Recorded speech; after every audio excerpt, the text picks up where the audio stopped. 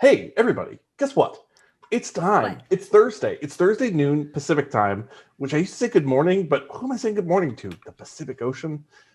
It's Thursday afternoon, let's say. It's time for the Nerd Log.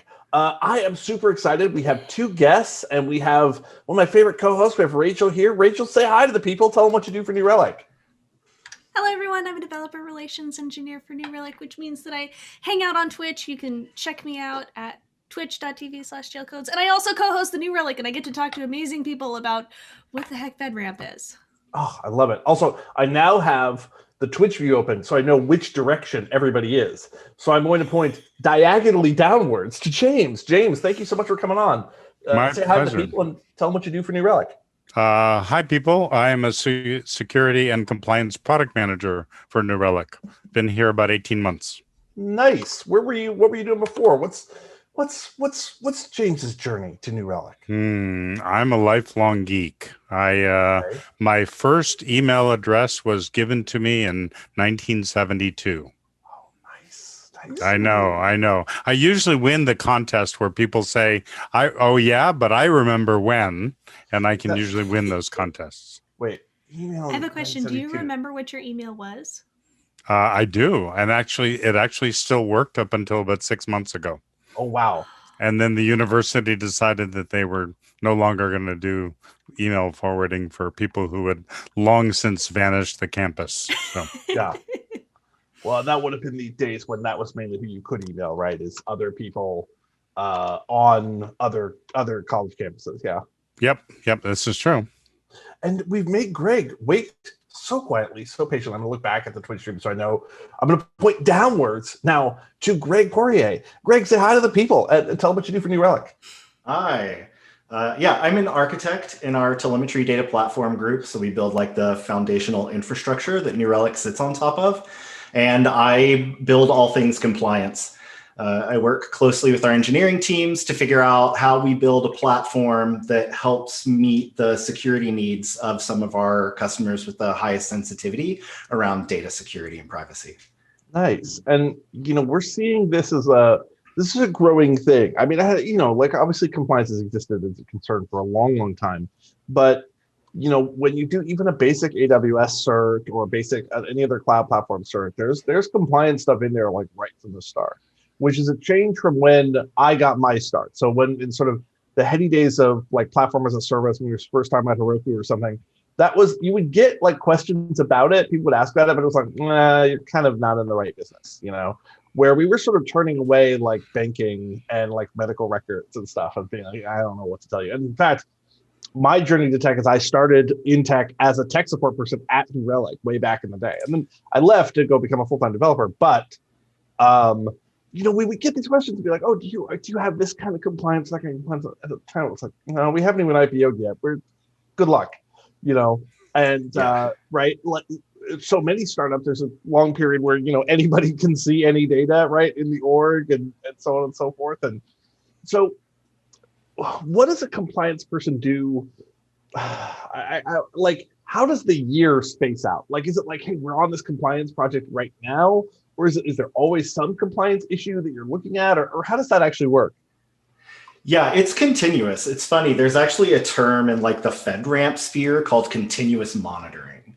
And that's where you're doing like regular vulnerability assessment, regular security monitoring and reporting on that. And like, resolving vulnerabilities, patching your systems and reporting on all of that to the agencies that you work with. So it is an ongoing, continuous effort. I see. Yeah, and that makes some sense that like, much like with security stuff, if you treat it as like you're just sort of reacting to stimulus, that doesn't really make a ton of sense. Rachael.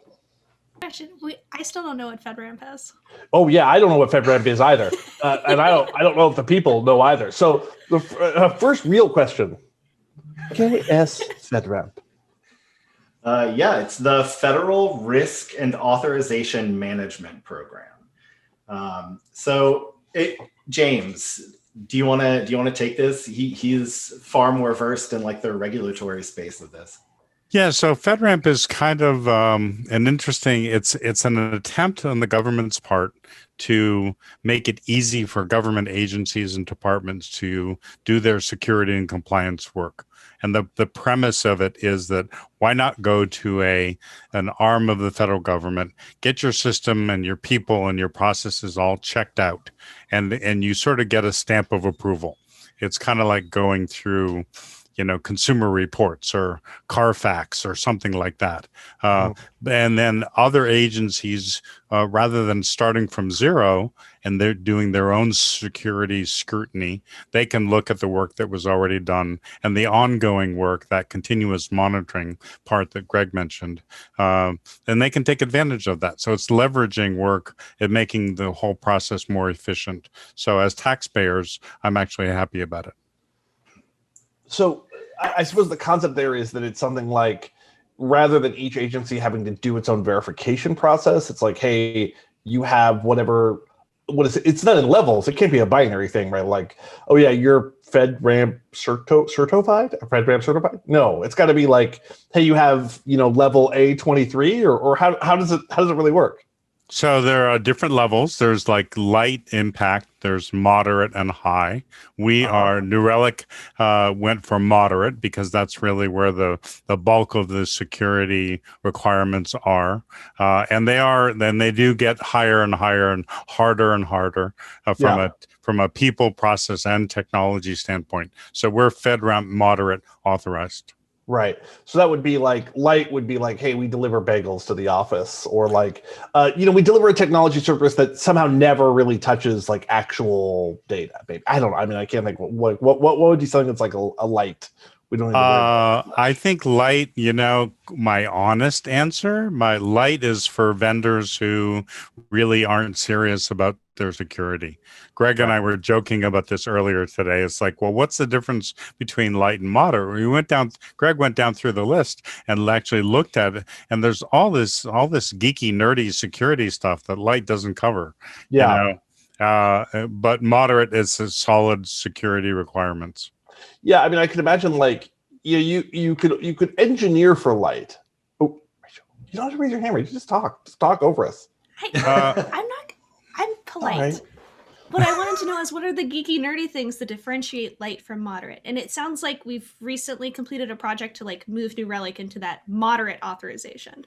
Yeah, so we actually were FedRAMP moderate authorized in our Chicago data centers in 2019, I think. So for everything that lived there before we began our migration to AWS, we were already FedRAMP moderate. But we had two products in particular that were only built in AWS. And those were our logs and metrics products, which are like the two largest growing segments. That covers a lot. Relic. Yeah, if you don't have logs and metrics, you don't have a lot of New Relic left. Right, exactly. But there's a whole, like these two giant market segments that we addressed that we couldn't serve like federal customers. And so what the project that I worked on was like, how do we build in AWS such that we meet all of these FedRAMP moderate guidelines? And the real meat of FedRAMP moderate that we had to address were really the differences between light and moderate, which is like encryption at rest, encryption in transit. Like FedRAMP low impact literally doesn't require encryption in transit and encryption at rest, but moderate does. And further than that, it actually requires standards, like a higher standard of cryptography. So it has a smaller suite of ciphers that you can choose from, a smaller suite of hashing algorithms, key length, key rotation, and lifecycle management. Like all of this stuff, particularly around cryptography, that is meant to give customers an assurance that their data is secure and protected, that their confidentiality is maintained. Yeah, there's an interesting article about this in 2600 about how just kind of speaking a little bit suspiciously about how the federal government won't let you use certain ciphers. Yeah, and this sort of begs the question, right? Like you sort of say, hey, these ciphers. Here's one that would take a planet of computers 256 years to ever decrypt. But when you're mailing anything related to the federal government, they're like, oh no, don't use that one. Yeah, Yeah, It's yeah, like, why? Like, it's impossible to decrypt, right? They're like, oh yeah, totally, it's impossible to decrypt, but not for our mail. No, for your mail, it's fine. yeah, exactly. That's exactly right. Yeah, so there is some thought. I mean, I'm not trying to make this be an inside joke for those viewing. Like, the thought is, has some very clever mathematician working for the federal government figured out how to decrypt a particular cipher? I think it's more a question of, there is this whole field of mathematics which is like, might it be possible to come up with some clever way? And there is some stuff where it's like, it's tagged as like, maybe someday, maybe somehow, right? And so then maybe that's not the cipher that people want to use. Or also, there's also this thing of approval, right? Of like, you don't just say, hey, I want any encryption at all, right? Yeah. Because basic, like, if I have, when I try to go and make encryption, it's like, oh, I'm trying to teach myself something. People immediately write in who are existing on another plane of reality, who are like, oh yeah, I subjected this to frequency analysis and broke it like that, right? And how, like, how on earth? Yeah. Yeah, it's pretty interesting. The publication from NIST, FIPS 140, I think we're on 140-3 now. It's incredibly long, but it talks about everything from like memory management requirements in a cryptographic module, hardware requirements, exactly what families of ciphers can be used, and how many passes through each step of a cyclic cipher you have to make. It's really boring and simultaneously like fascinating stuff to look at. So coming back to this compliance stuff, one of the things that I was kind of aware of is that, again, from sort of my starting to work in the heady days of like 2011, at the time, there was very much this thing of like, you had a compliance structure and Oracle wasn't going to sue you, or you sort of were out there trying to do cloud engineering. Yeah. And, so you'd have software that's like, oh, we're licensed per core, and you just couldn't use it on your like Heroku instances or your AWS EC2. There just wasn't any way. And you basically had to choose, right? And so for New Relic, for a long time, I know this was one of the things that stood in the way of our using AWS almost at all, the licensing is complicated. And then people are asking us questions about how our stuff is secured. And at the time, cloud providers were like, yeah, that's like not your business. And we're not even going to tell you, like, do you have security checkpoints? And what if a guy has one of those Mission Impossible trapeze things? And, what do you do about that? And the cloud provider would just be like, don't worry about it. We handle it, but you can't come and tour the facility. You can't come and be certified. But now there's been this big change, right? Where at first you had this kind of garbagey stuff that was like, oh, we'll do on premises. So like, you won't get any of the benefit of the cloud provider, but you will pay us, right? Yeah. But now it's like, oh no, we can actually say, hey, this stuff meets these requirements. Yeah. Yeah. You see this, this is how regulation comes into play, right? Like the federal government has a need, but they need assurances that the data that they're giving us is going to be treated with the sensitivity that it really mandates, right? Like when you think about HIPAA, like HIPAA came on the back of massive healthcare leaks, right? Because companies were processing this data and they weren't really treating it with the responsibility that it needed to be treated with. Yeah, so, when I thought of starting out in tech support, where it's very common when you have a tech support role is like, oh, sorry, Rachel, did you want to say something? Yeah, I just wanted to clarify for those who aren't inside the US, HIPAA is the Healthcare Information Portability and Privacy Act, and what it does is it designates how you handle health records in the hospital and communicate them between clinics and how that's interacted with the patient. Yeah, and it really stretches far. Like, when you want to do something like medical scheduling, which you might hope is like, I don't really, I'm just setting an appointment. I didn't even say why I'm coming in for an appointment. HIPAA reaches far to that level, who you can communicate with and how. That can be really sensitive information, depending on who you are making an appointment with. Yeah. And the reality is that for all of us, like, there's two levels. I think that most of us will experience this. One is the danger of leaking health records en masse, right? Where it's like, I don't want my diseases, my demographic, and or other information just disappearing into somebody else's private stock without my consent. And the other one is, a lot of people, myself included, have experienced, a little bit of private health information is a big problem for me in my personal life, right? It's like, the wrong person has this information. I didn't want them to have it. And now like my life is messed up. Yeah. And so, I mean, Right. It's occasionally can be cumbersome. I mean, I think HIPAA is an extremely good thing. And, frankly, we need more of that. And that sort of takes us to the other one that we all are looking at recently, right? Which is these GPDR regulations, right? Where everybody's now thinking about data sovereignty. Where is our data being kept and how long is it being stored for? You must work with that as well, Greg. Yeah. So GDPR is something that New Relic has to deal with because we do have systems in the EU. And it's interesting because like we had to design a network around the principle that like these systems can only talk to these systems in very specific ways. And so like, like Conway's law, right? Like organizations build systems that that mimic roughly how they communicate. So it's just really cool to see how a network sort of evolves in a world where the data you have in one country really can't be exported to another country without really restricted controls. Yeah, and it's funny because with the way, like in here, we have engineers in Europe, we have engineers all over the earth, but at first, right, we grew out of the Bay Area, then we grew to Portland, Oregon, so it's very much on this west coast of the United States, and so our data reflected that. Our data reflected the way that we communicated, right? And so trying to make something handle data sovereignty is a real challenge. Yeah, absolutely. There's a whole movement now in information systems called like data provenance as well. So like take data sovereignty to the next level. That's where you get some of the data and you're like, What? and data warehouses. The hills of France. And then we went to data lakes. Now we're at data provenances. That's right. Data provenance. That's right. Data provinces. Yes. Data kingdoms. Data fiefdoms. Yeah. I was just watching a movie about these people who were selling fake abstract expressionist art. And so in that case, actually, like provenance is a very specific piece of investigation, right?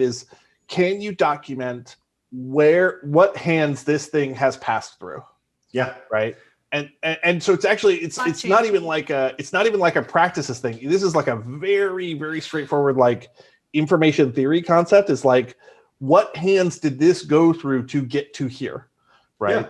Yeah. And when you're missing a piece of provenance, or when you later can go back and be like, now this piece of provenance is suspect, that gets us into a very interesting place as to what security we have. Is that kind of the concept? It's like, what hops did this data take? Yeah, pretty much, like at a very high level. And the thing that's interesting to me is like, so as somebody that works on compliance, I think a lot about audits, because that is a huge part of maintaining these authorizations and these certifications as you go through regular audits. And the neat thing of like the intersection between data provenance and compliance is, imagine a world where you can prove that this metric or this log line only ever touched systems within the EU, only ever touched systems within the United States. Derivative data based on that also remained within the EU, remained within the United States, remained within, like Asia Pacific or something. Like that is this like crazy panacea that I would love to see us go to, but like, it's really interesting. Like this realm has a lot of technical challenges that I find like personally rewarding to have to think about. But also like you're building stuff that's important to people who are giving you ever increasing amounts of data with like higher and higher levels of sensitivity of that data. Like I was talking to James earlier, imagine if you found out that like your text messages, right? Like these are incredibly private things, but really for the most part, it's like trivial information.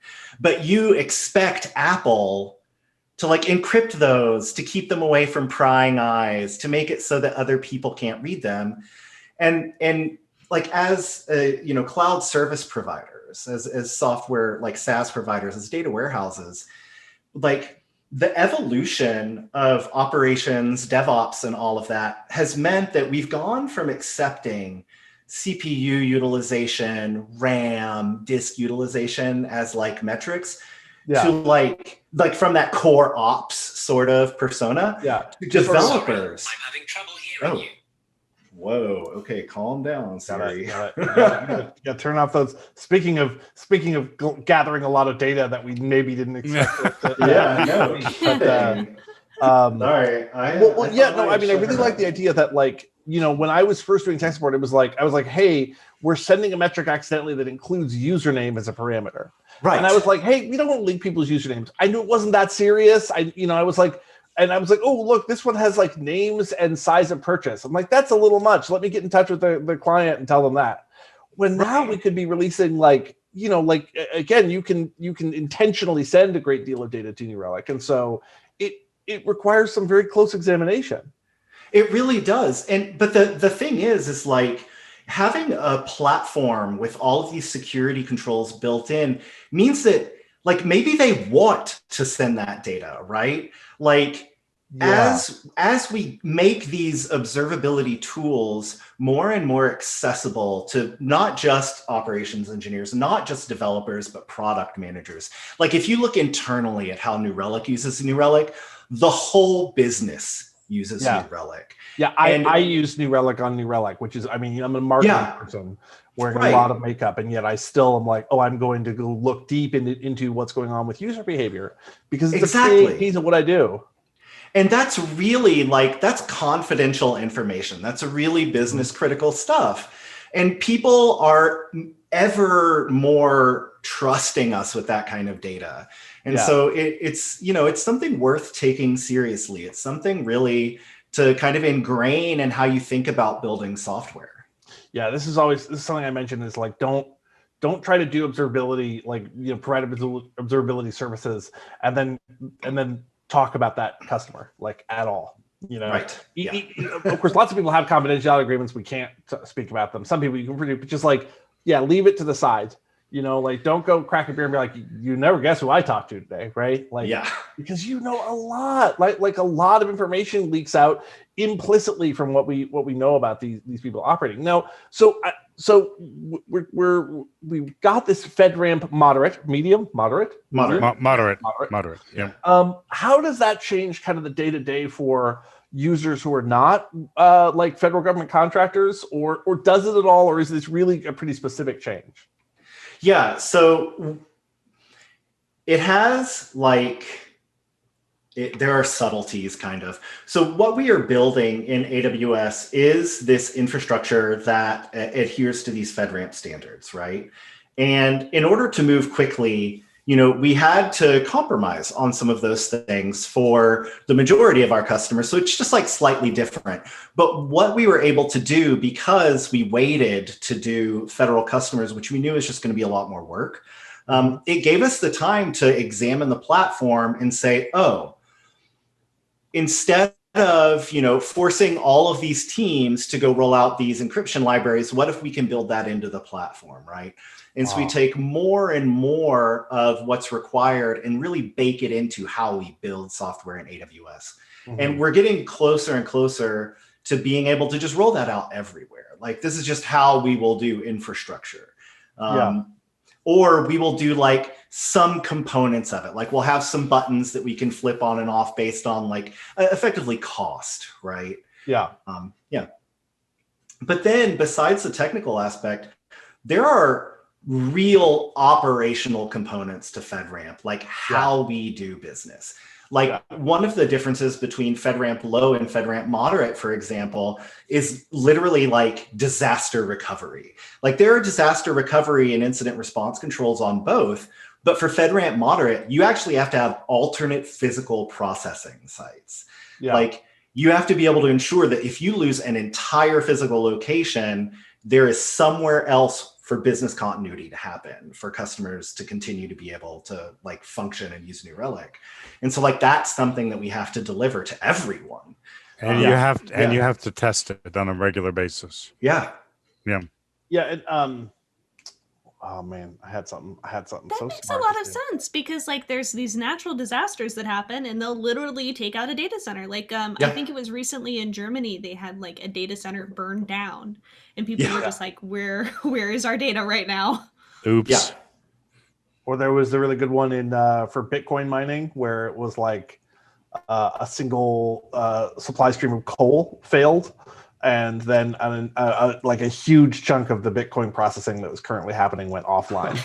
So it turned Amazing. out like a ton of what happens in Bitcoin is like a single coal mine is essentially what is feeding the fuel to make that happen. Wow. We have a question from Sean in Idaho 123, which is for AWS, does that mean an AZ or a region? Oh yeah, so when we say disaster recovery for AWS, what does that actually mean? Yeah. So it actually just means AZs, right? Because for AWS regions, an availability zone is usually a physical location, or it is striped across multiple physical locations.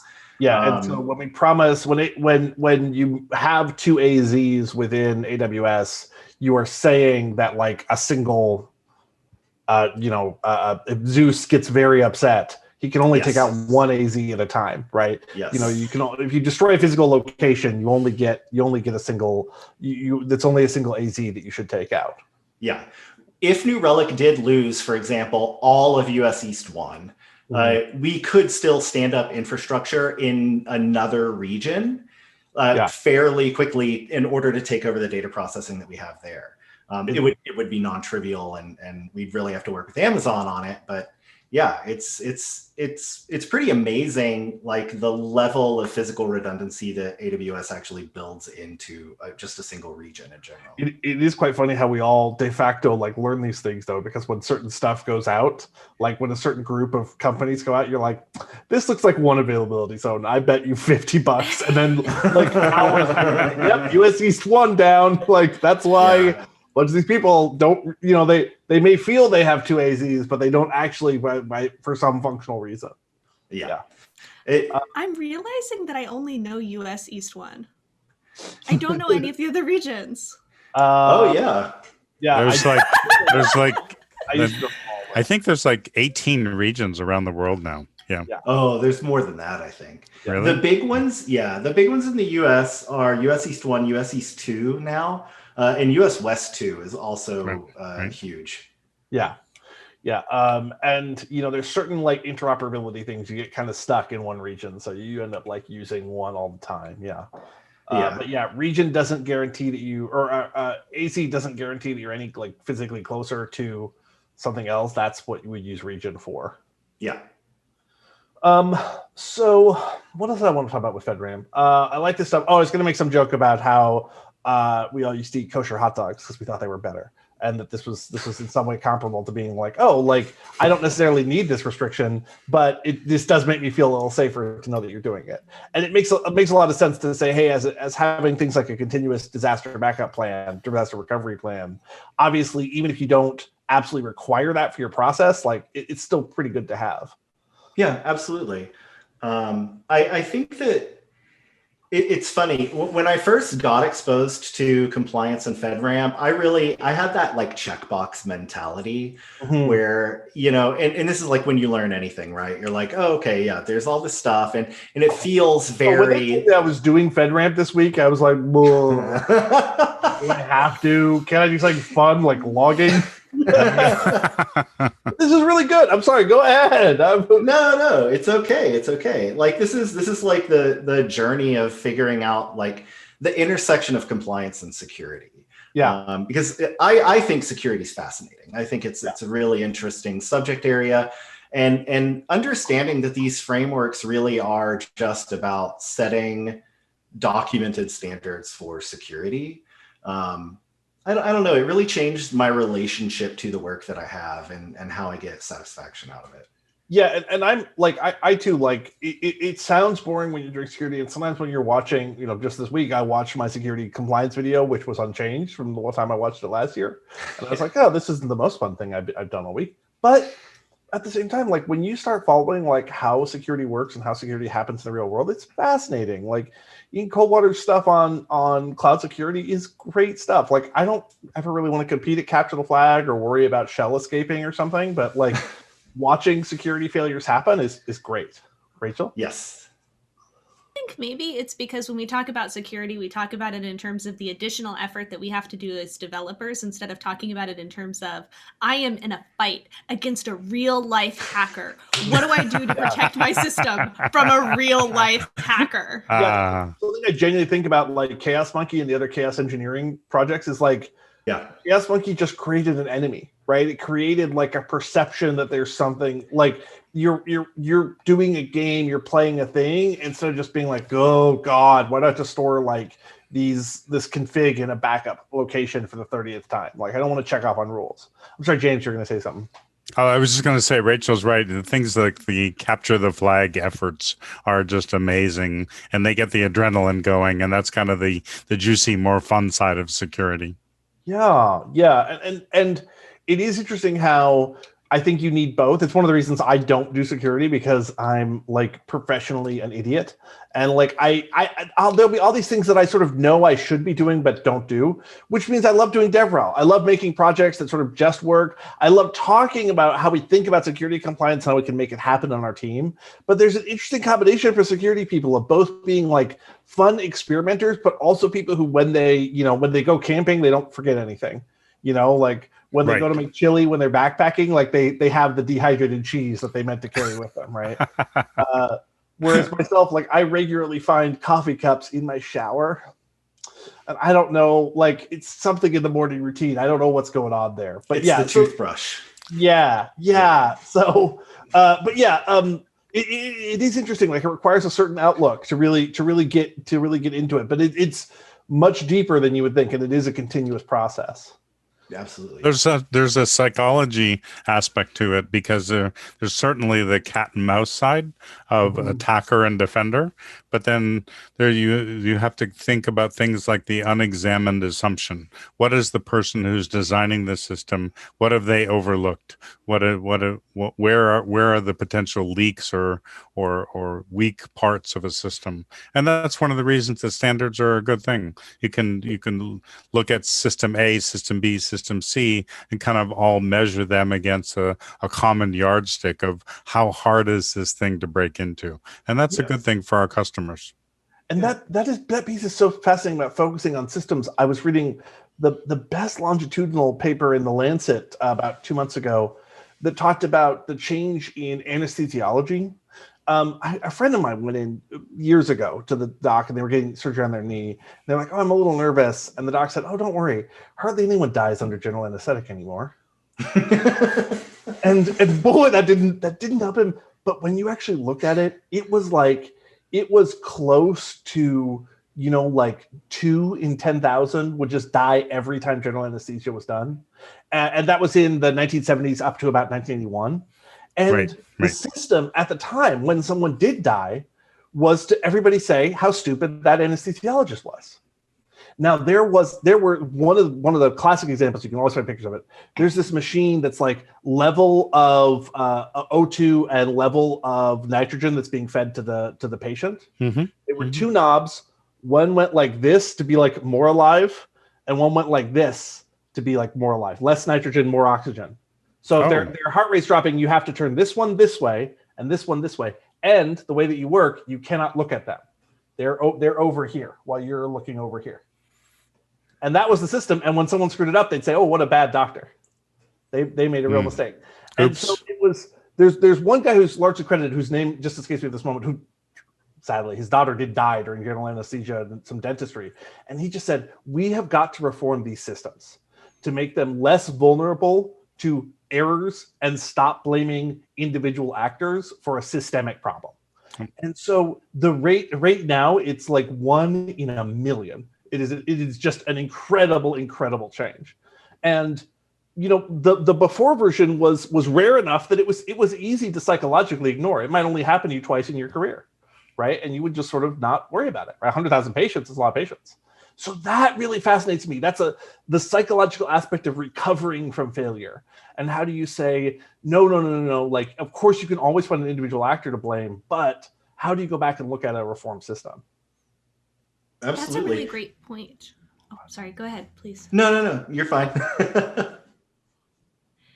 Oh, I was just going to say that's a really great point. And to like kind of tie that back to security, what sort of systems have we put in place to ensure that we're adhering to these standards and testing them on a regular basis, and to like systemically automate the effort of securing and ensuring our systems are compliant?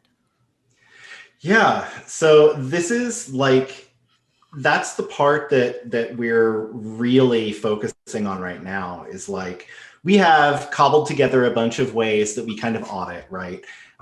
We're still kind of young in how we do compliance, but much like, and it's mostly driven by our compliance team. Like there's literally one person on our compliance team, and he's written a ton of scripts to like gather a bunch of evidence.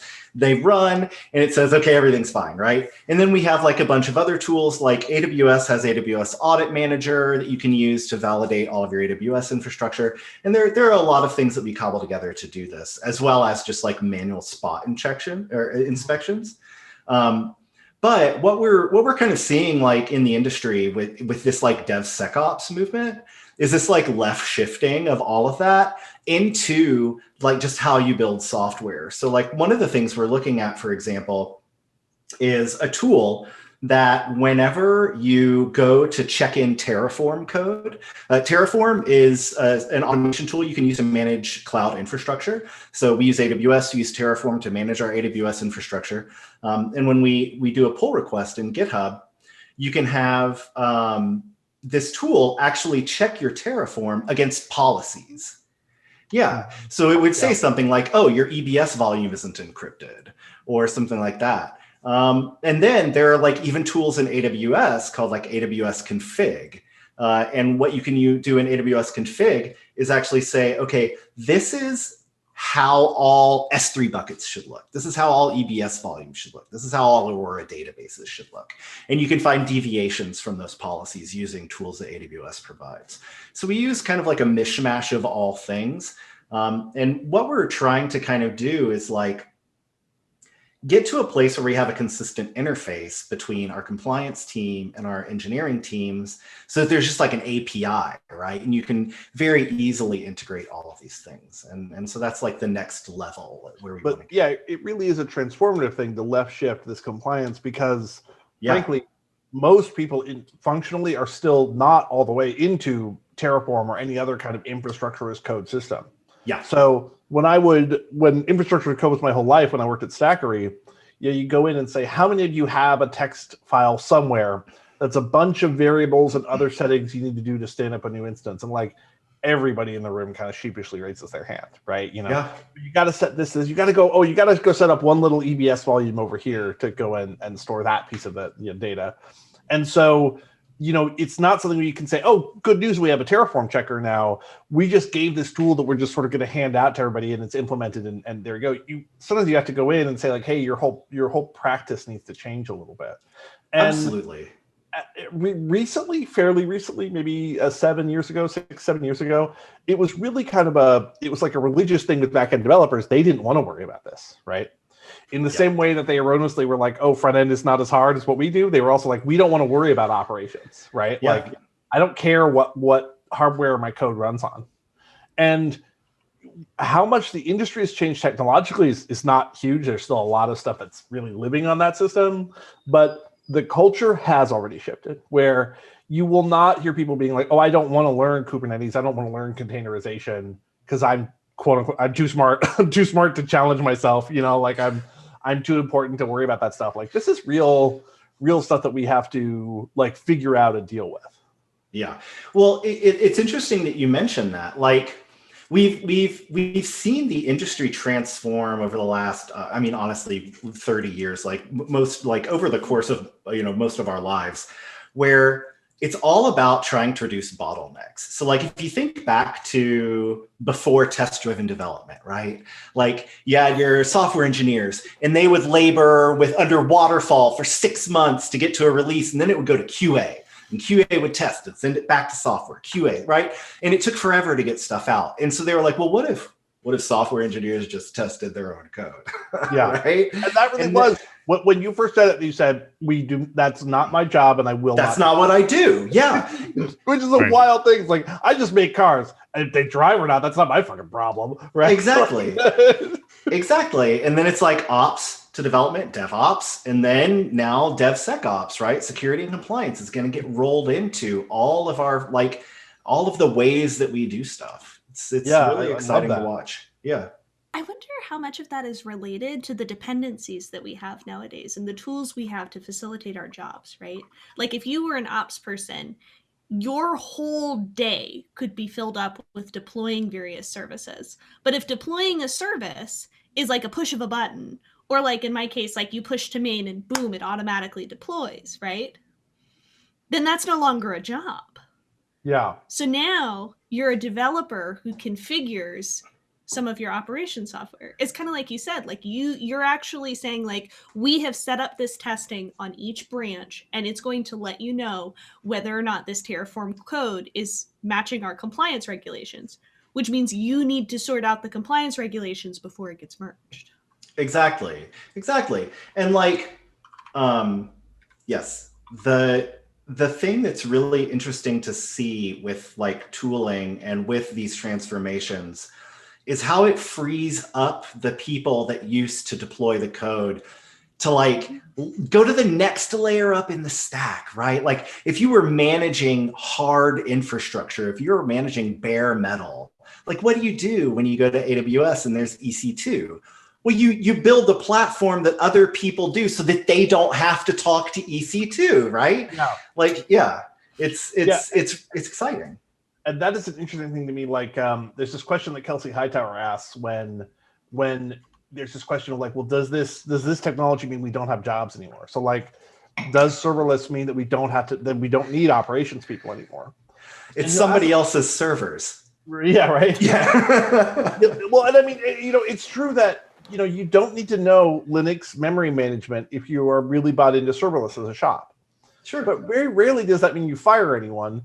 A question he asked of the group is he said, hey, who here used to configure email certs, your email server? And like almost everybody puts their hand up, right? Yeah. Realistically, do you think anybody who used to do that is like not working now? Right. And do you think that those people are like, God, I wish whatever they're doing now, God, I wish I could go back to just configuring email all goddamn day? Right? No, right? It's that you get to deliver bigger, the same way as coders we see this, right? You get to deliver bigger, cooler stuff when this more basic, more standardized thing is out of the way. I think AWS is a good example of that, where they provide infrastructure as a service, but they have something called the shared responsibility model, where we rely on them to do a bunch of things about security that we don't have to do, and we hold them accountable for that. And you mentioned earlier about HIPAA. One of the things about HIPAA is that when you get a HIPAA system and you go for a high trust certification, you have to work with all of your trading partners, all of your other software companies, like who's your email provider, who's your support ticket provider. They all have to be HIPAA-ized, if you will. It's so there's this great dependency, and hopefully it's a very robust house of cards. But sometimes you see, when you find out the anatomy of a hack afterwards, you realize that there was a particular card in the house of cards that was a little loose, and somebody went in and took advantage of it. And that's how hacks happen. SolarWinds, right? It's a box that was used to manage or monitor network hardware, right? Like got into the firmware. Exactly. It really is about dependencies like that. Like as a FedRAMP moderate authorized company, we rely on our vendors to be FedRAMP moderate authorized as well, because customer data passes through those. And AWS is actually really good about this too. I think of all the companies we work with that are FedRAMP authorized, AWS's shared responsibility model is, it's been a lifesaver. We inherit a considerable number of controls that are related to how you label hard drives. drives, right? Like with whether or not it's, customer sensitive data or something else, right? To how you transport those hard drives. Like we don't have to worry about any of that. Physical shielding on cables, not something we have to concern ourselves with.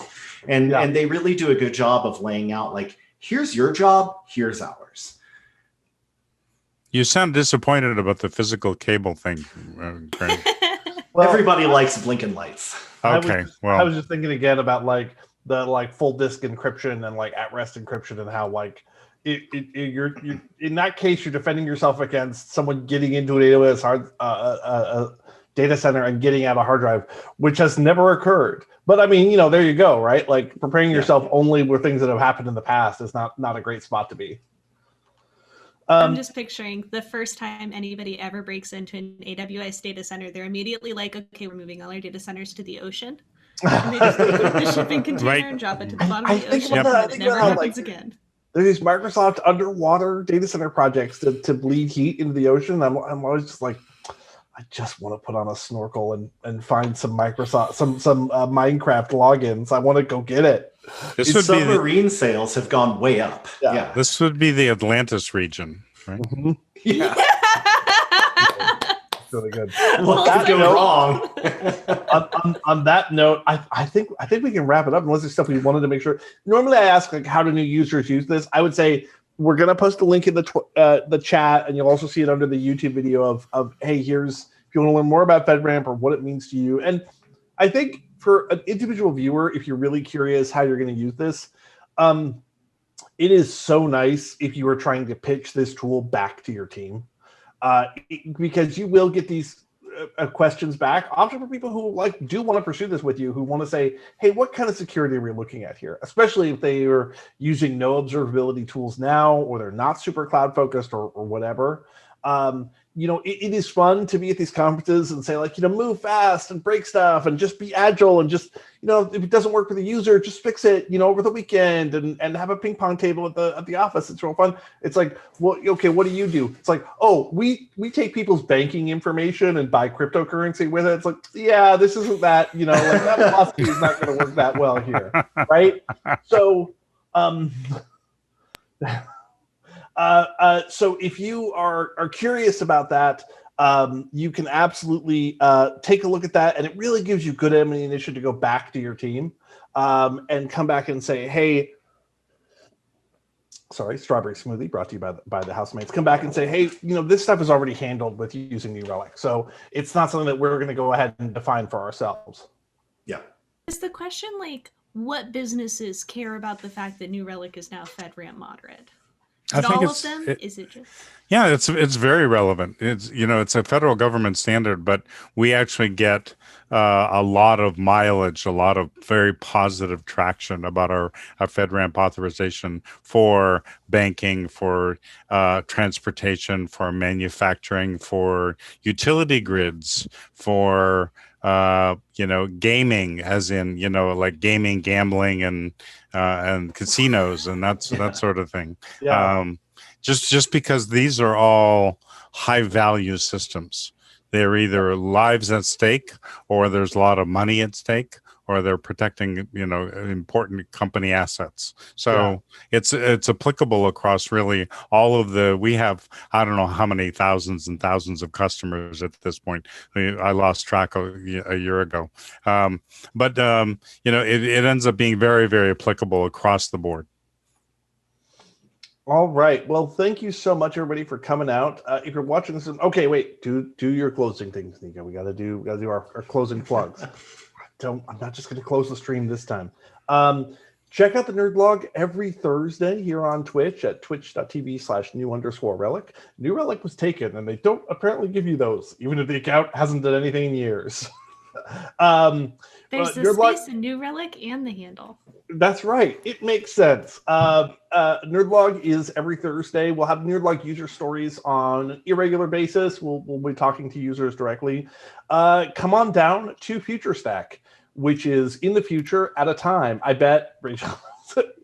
I do. It's in late May, 25th through 27th. We're actually doing a ton of really fun stuff with Nerd Island. There's the normal New Relic information and like a ton of stuff there, so you can find out all about the newest releases at Nerd Relic. New Relic and how to use it. But also there's a Nerd Island track where we're going to have talks and stuff from the Relicans, and there's this tool called Skittish that's really awesome, and you get to be a tiny animal and talk to your friends in like a virtual space, and it's a conference, but you're not terrified that everybody around you isn't wearing a mask. Yeah. Yeah, that'll be fun. We'll have Sam Aaron from the Sonic Pi project, so we're going to get to make some beats and music and stuff, right? Written in Ruby, which I think is great. We're gonna have a lot of fun talks. It's definitely going to be a real place to dive into observability. If you have watched a 51-minute stream about FedRAMP compliance and observability, I guarantee you that Future Stack will also be fun for you. It will be an interesting time. Wait, and we didn't tell them it's free. Future Stack is free. It is free. That is true. And also, I think there's still some swag available if you go and sign up. So there's that. Greg, FedRAMP, Poirier, do you have a SoundCloud album coming out? Do you want people to follow you on the socials? Yeah, I mean, if you really want to hear about my hot takes on compliance and security, you can follow me on Twitter at Grepory, Grepory. I will put that in the comments on the on YouTube. And James, you have a TikTok account where you throw pies at your mom or other stuff? No, as the professionally paranoid security person, no. Sorry. Yeah, that's real. That's real. It is a funny thing sometimes to be talking about security and be like, oh, and I, as my job, it's my job to be perceived. Like if you wanted to figure out where I am or what I'm, it would be super easy. And that's sort of what I get paid to do. But thank you so much for coming out, everybody. It was a real good time. If you've watched this stream all the way to the end, find me on Twitter at ServerlessMom and DM me the word rigatoni, and I will send you some New Relic swag. You watched a 52-minute stream about security. I owe you a prize. I've sent out only 2 swag bags so far, so they're available. If you missed the beginning of the stream, we upload all of these to YouTube, and we highlight most of them to display on Twitch, so you can catch everything you missed out on. Yep, and it turns out like a bunch more people watch it there. I mean, I get it. We can't all make it at the time, but it's like hundreds of people watch the stream. So thank you so much, YouTube. Like we really appreciate you all for keeping up with it. All right, have a great time, everybody. We're going to go to Engineer Mia is going to take us out.